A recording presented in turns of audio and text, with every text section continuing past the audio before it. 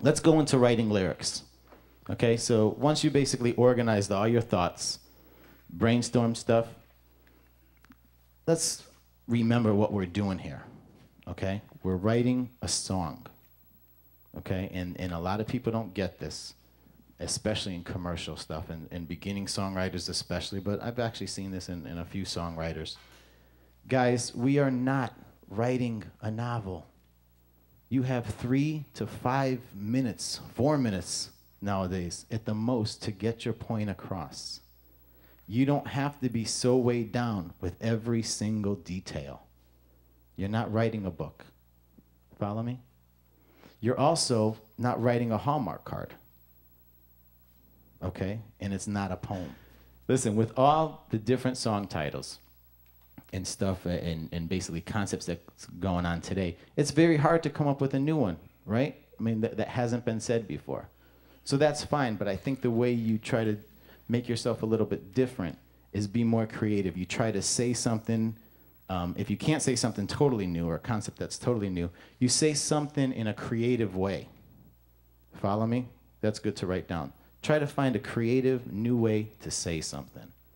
You know, new idea, introduce something. Don't write a book. Don't write a Hallmark card. I mean, don't try to say you're the red in my rose, the blue in my violet, or whatever else.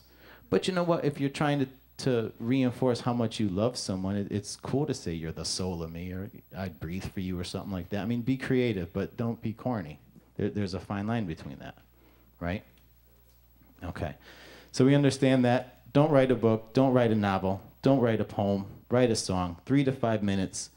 Get your point across. Use imagery. You know, what happens to appeal to a wider audience, okay, when you're writing a song, and that's your goal, if that's your goal, you need to drag those listeners in, right? Am I right or wrong? That's basically how you guys identify your favorite song, is because you hear something and you could relate to it. You could picture yourself having to go through that experience, or it affects you in some way, or you remember something about it. So that's the kind of imagery you want to relate when you're writing, so that it's universal.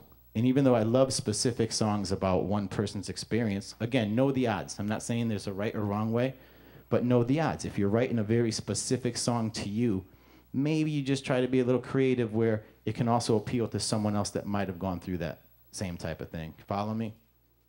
Okay.